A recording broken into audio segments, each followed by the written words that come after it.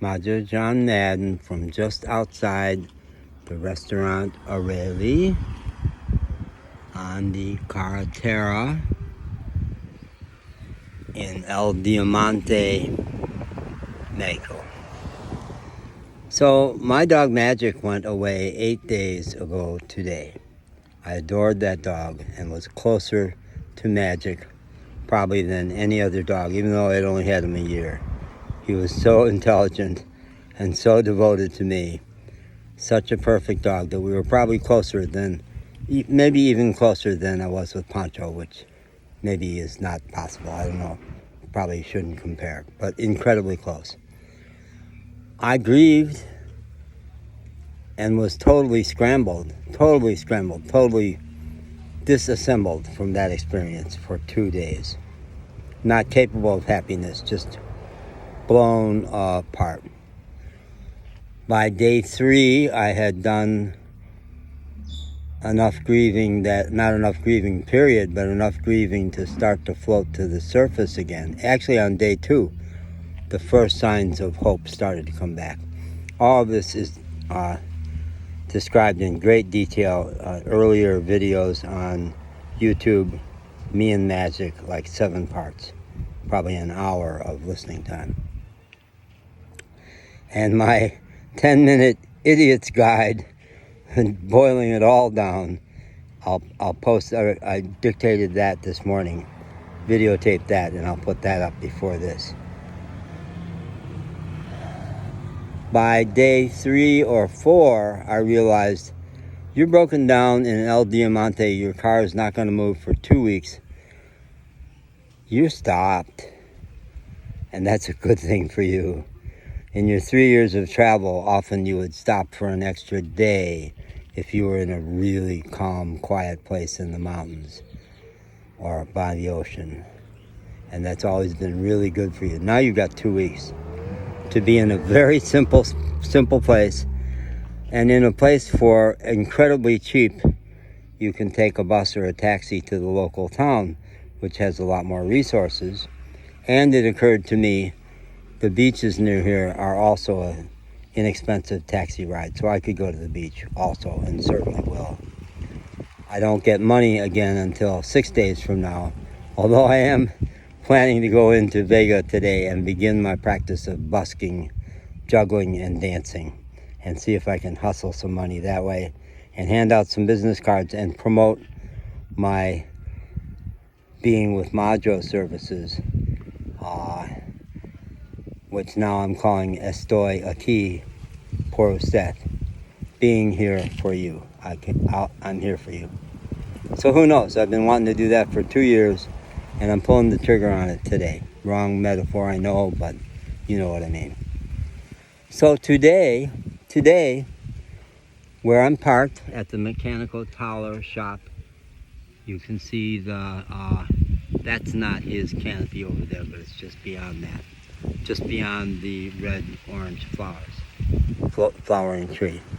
And I'm in Mexico, where I've wanted to be for so many years, and my language skills are still not up to par, but with the right people I can use translating app, and if we communicate by WhatsApp and translate as we go, we can really converse. So where I'm parked, for some reason there's no mosquitoes there, and I've been sleeping well. It's peaceful. I don't know why. When I saw that he had parked my van in deep grass, I thought there would be big trouble. There are big time red ants that if I leave anything food-wise in the car, they're on it immediately and they bite me. But I'm learning how to handle that. There's 2 puppies next door. 2 crazy clown puppies. They seem to be brothers. Little black Chihuahua mix. And maybe not Chihuahua, but tiny. They're almost more like what's the weenie dogs. They're a mix, but they're crazy and funny. And the one black one, the guy who owns them next door, I said, what are their names? And he says, Negro. I said, yeah, they're both black. And he says, yeah, they're both, I call them both Negro. those black dogs all look the same to me. So the one that's all black, no white paws, has really taken to me. I don't know why. I am good with dogs, and I've been sweet to him. So this morning I'm sitting in the van with the side door open, having my first smoke of the day, or about to, and this dog comes by and jumps in the van. I think it was the first time he had been in the van. Just takes it upon himself, didn't knock, didn't ask, jumps in the van and asks to be in my lap.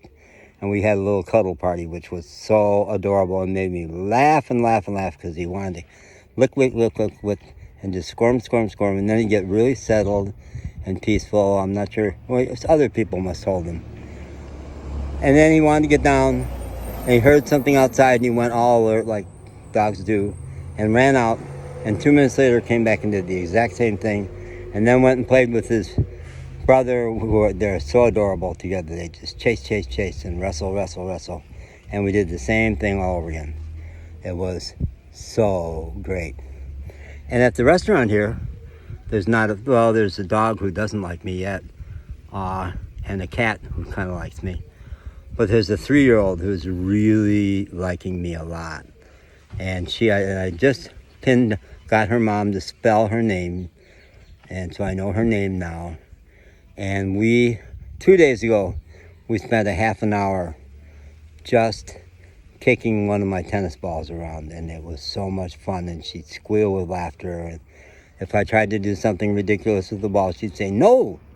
And when I called these things out here mangoes, she says, "No, papaya." So she's got some good language skills, and she is so precious and so available.